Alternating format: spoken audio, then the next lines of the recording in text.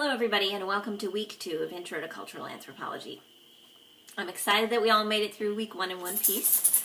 Nearly all of you completed all of your work on time, which is thrilling. And I hope to see that level of participation continue throughout the class. I have a few notes before we move on to week 2, in which we will study race and linguistics, which always seems to me like a very odd combination.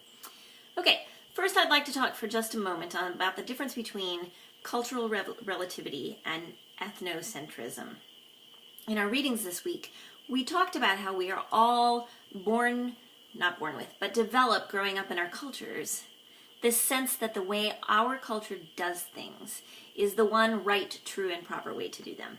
And as anthropologists, or folks studying anthropology, our work is to try to strive to see the world from the perspective of the folks that we are studying. That perspective is called cultural relativity, and that was the topic, basically, in both of our discussion questions this week. So I want to remind all of you as we work our way through the class that your first response, just like my first response often is to look at the things we're reading about and say, that is not what my parents taught me about the world. That is not what I learned in school. That is not right and true and proper. That is weird or unfamiliar or not normal.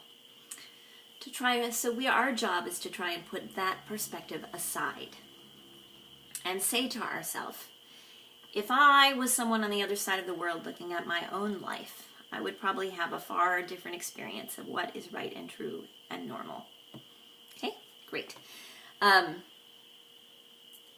I want to remind all of you as we move forward that when you are asked to define something, like we were asked to define assimilation this week, that it's important to get that definition from our reading, from an anthropological context, and not from a dictionary or an online source or Wikipedia. Although all of those definitions might be correct, for our purposes they're not going to have the same context.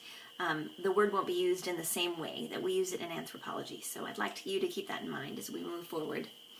Also, most of you did a really great job with this week, but I just want to remind you all that whenever you find some interesting information, either in your textbook or a source out on the web or in your own reading as you move along, it's really important to offer a citation at the end of the sentence for that, even if you paraphrase the information. If it's not common knowledge, you need to provide a citation and then a full reference at the end. And also that putting in a web address is not a full reference. So if you have any questions about how to cite your sources, there's really great information for that in your About Discussions over here on the left-hand margin, and also a little bit lower in the Writing Center on the left-hand margin, and you can also reach out to me. So if you're like, oh my goodness, I got this great information from a film and I don't know how to cite that, or I got this great information from an online source and I'm not sure how to cite that, please check those resources first and make sure that you offer correct attribution for your work. Wow, we had some really great discussions this week. I have to say the level of discourse in our discussions is probably higher than any other class I've taught so far in Ashford. Long, thoughtful, good examples, good interaction with one another, and I look forward to seeing that continue as the class goes on. I have one more little tip as we're moving on. Most of you did get your work in on time this week, but this coming up week we start having assignments due as well as discussions.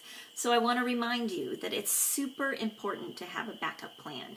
You may notice over there in my faculty expectations that it says that I do not accept late discussions or late quizzes.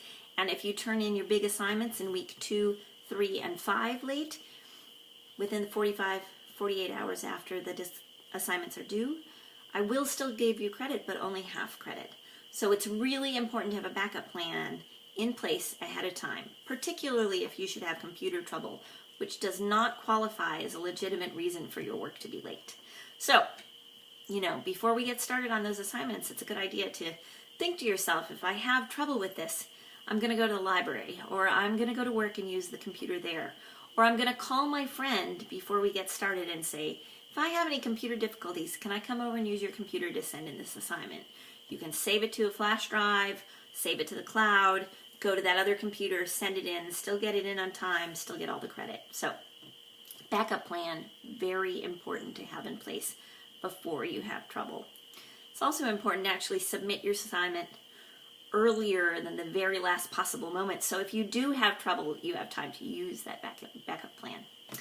All right, so it's week 2. We're going to talk about linguistics, the way we use language with one another and what that says about us. Fascinating topic. And we're also going to talk about race this week.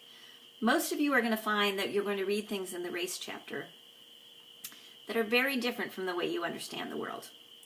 So I want to remind you as we move into this week of discussion that as we're reading and talking about this challenging material, it's important to be super respectful with one another, super open to reading and trying to understand what we are learning this week, and super patient with the fact that people's understanding of what's written on the web isn't always exactly the way that you wrote it, right? It's not exactly right. It's easy to take things the wrong way in an online class. So I want to encourage you all to believe that everyone has the very best of intentions and give each other the benefit of the doubt as we have really great discussions again this week. I look forward to reading what you have to say, and I hope you have a really great week. It's beautiful spring here. I hope it is there too. Bye.